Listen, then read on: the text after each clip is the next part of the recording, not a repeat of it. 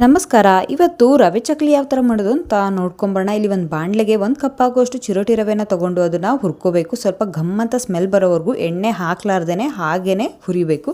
ನಂತರ ಅದೇ ಪಾತ್ರೆಗೆ 2 ಕಪ್ ಆಗುವಷ್ಟು ನೀರನ್ನ ಹಾಕಿ ರುಚಿಗೆ ತಕ್ಕಷ್ಟು ಉಪ್ಪು, 1 ಟೇಬಲ್ ಸ್ಪೂನ್ ಆಗುವಷ್ಟು ಬಿಳಿ ಎಳ್ಳು, 1 ಟೀ ಸ್ಪೂನ್ ಆಗುವಷ್ಟು ಜೀರಿಗೆ, ಹಾಗೆ ಒಂದು ಚಿಟಿಗೆಯಷ್ಟು ಇಂಗು, ರುಚಿಗೆ ತಕ್ಕಷ್ಟು ಉಪ್ಪು, ಹಾಗೆ 1 ಟೇಬಲ್ ಸ್ಪೂನ್ ಆಗುವಷ್ಟು ಖಾರ ಪುಡಿ ಇಷ್ಟನ್ನು ಹಾಕಿ ಕುದೀತಾ ಇರಬೇಕಾದ್ರೆ ಹುರಿದಿಟ್ಟಿರುವಂಥ ರವೆನ ಹಾಕಿ ಚೆನ್ನಾಗಿ ಮಿಕ್ಸ್ ಮಾಡಿಕೊಂಡು ಲೋ ಫ್ಲೇಮಲ್ಲಿ ಇಟ್ಟು ಲಿಡ್ ಕ್ಲೋಸ್ ಮಾಡಿ ರವೆ ಬೇಯೋವರೆಗೂ ಬೇಯಿಸ್ಕೋಬೇಕು.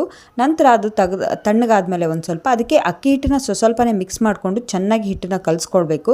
ಕಲಿಸ್ಕೊಂಡಾದ ನಂತರ ಚಕ್ಲಿ ಒಳಗೆ ಹಾಕಿ ಚಕ್ಲಿನ ಒತ್ತಿದ್ರೆ ಚಕ್ಲಿ ರೆಡಿ ಆಗುತ್ತೆ. ತುಂಬಾ ಕ್ರಿಸ್ಪಿಯಾಗಿರುತ್ತೆ, ಹಾಗೆ ಟೇಸ್ಟ್ ಕೂಡ ತುಂಬ ಚೆನ್ನಾಗಿರುತ್ತೆ. ಎಷ್ಟು ಚೆನ್ನಾಗಿ ರೌಂಡಾಗಿ ಚಕ್ಲಿ ಬರ್ತಾ ಇದೆ ಅಂತ ನೋಡ್ಬೋದು. ಮುರಿಯೋದು ಇಲ್ಲ, ಇದು ಕ್ವಿಕ್ಕಾಗಿ ಮಾಡ್ಕೋಬಹುದು. ಮೀಡಿಯಂ ಫ್ಲೇಮಲ್ಲಿ ಎಣ್ಣೆನ ಬಿಸಿ ಮಾಡೋದಕ್ಕೆ ಇಟ್ಟು ಇದನ್ನು ಕರೆದ್ರೆ ನೊರೆ ಹೋಗೋವರೆಗೂ ಕರೆದ್ರೆ ಚಕ್ಲಿ ರೆಡಿ ಆಗುತ್ತೆ. ಒಂದ್ಸತಿ ಟ್ರೈ ಮಾಡಿ ನೋಡಿ, ನಿಮಗೂ ಇಷ್ಟ ಆಗಬಹುದು.